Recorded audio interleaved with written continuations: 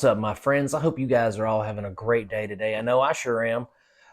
Today, on this episode of whatever we're calling this, we're going to be talking about the live action One Piece show that just came out on Netflix a couple of weeks ago.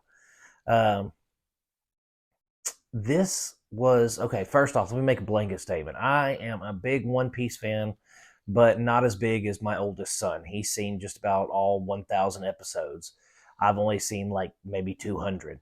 So I use him as my baseline for like if characters look good, if they're depicted properly, if the storyline is accurate and things like that. So I'm using his help to do this review. So the story revolves around this cat named Monkey D Luffy, right? And he's a kid. He wants to be a pirate. And when you think about pirates, you think about probably Pirates of the Caribbean. Well, let me just expand on that, if you will. So One Piece to me is like a cross between Pirates of the Caribbean and Dragon Ball Z, right? So you've got these people, you've got these characters who eat this thing called the devil fruit. And when they eat the devil fruit, it gives them, superpowers basically. But they're different kinds. Like Luffy, for instance, he can stretch like Mr. Fantastic or Plastic Man. And, some people like turn into fish and stuff like that. Just really kind of ridiculous powers sometimes. But they get those from eating the devil fruit. And so, anyway, Luffy, he's a young pirate.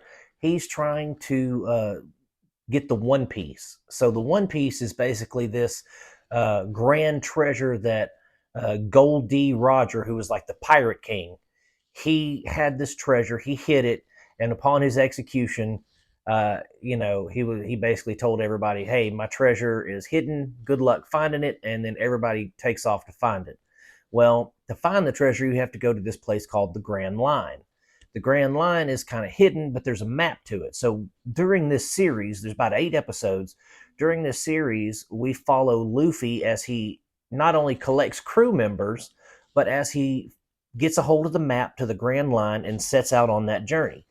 And so the character depictions are fantastic. The kid who plays Luffy, spot on. I mean, he sounds like him, he looks like him, he acts like him. He was perfectly cast, put it that way. And then we have some of his crew members like Nami. She's pretty good. I mean, the girl looks like her. She's tangerine haired and all that kind of stuff. She looks like Nami and she acts like Nami. Nami's kind of a scumbag, so she acts like Nami. She's a scumbag with a heart of gold. And then we have Roanoa Zoro, right? He's fighting. He wants to be the best swordsman in the world, so he's seeking out this guy named Dracul Mihawk, who is the most powerful sword fighter in the world. But Zoro wants to take him on, right? He wants that title of best sword fighter in the world, so he also joins the crew. And then we have Usopp. Now Usopp, he's one of my favorite characters because not only is he a liar, but he is a funny liar. Like he will say just bold faced lies that everyone knows are lies, but he's also kind of cowardly. Like in the anime, he's depicted with a long nose because the creator of the anime said since he's a liar, he's supposed to be kind of a representation of Pinocchio in a way. In this show, he doesn't have a long nose, but he's very much still a liar and still hilarious. He's also a fantastic shooter. He is a marksman of grand caliber. He is amazing at slingshots and stuff like that. So those are our heroes, really.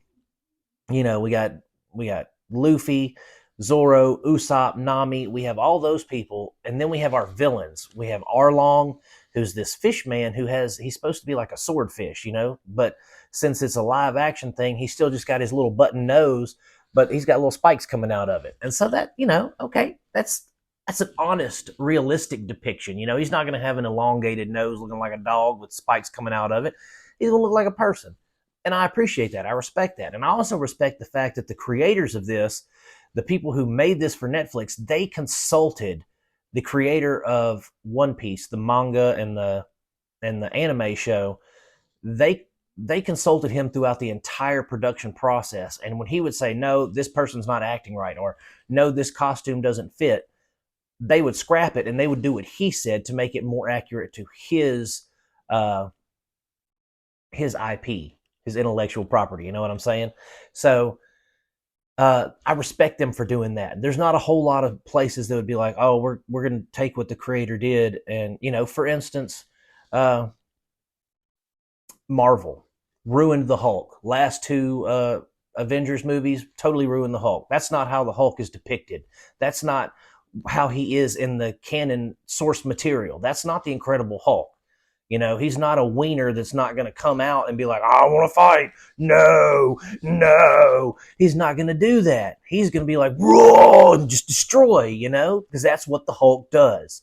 But no, they ruined him in those Avenger movies. And they didn't do that in this show with any of these characters. We have Buggy, this clown villain. He can come apart at his seams. Like, that's what his power from the devil fruit was when he ate it, he can now disconnect all his body parts. And then he can reconnect. So you cut his head off, his head flies up in there and then comes back down on his neck, And he was accurately depicted. Like, his costume, the way he looked, everything was spot on, and I loved it.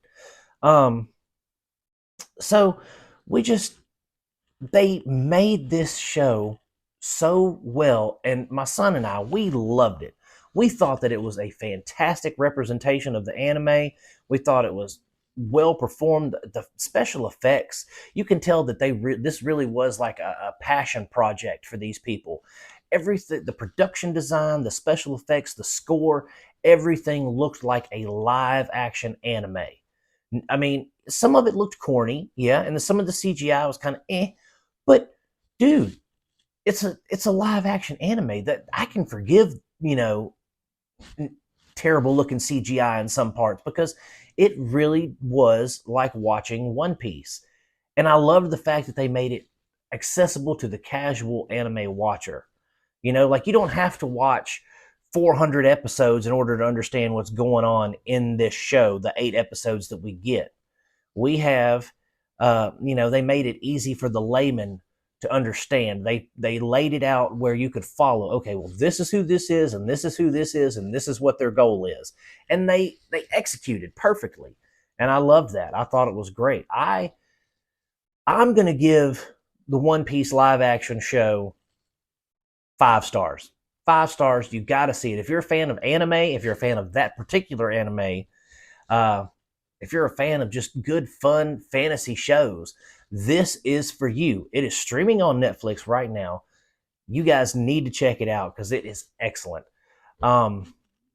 Again, 5 stars. You can find the anime also streaming on Netflix. You can find the anime streaming on Hulu as well. Those are the 2 places that I've seen it. But Netflix is going to have your One Piece fix as far as the live action show and the majority of the anime. That's where it'll be at, is Netflix. So if you guys want to get connected with more Cinema Dolce 56 content, please like and subscribe. Ring the bell for notifications. If you want to also get connected with more stuff, go to Facebook. We have a Facebook group, Cinema Dolce. Join up on there, participate in some discussions and stuff. And for all my TikTokers watching, you guys come over to YouTube and like and subscribe for me. And you get stuff that not necessarily will be on YouTube. I mean, TikTok, I'm sorry. That might not necessarily be on TikTok.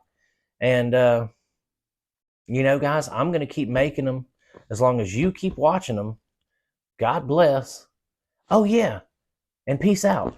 Also, if you guys want to, interact, if you want to comment, question, whatever, leave a comment down below. Leave questions down below, Do all that. And I love you guys. Have a great day.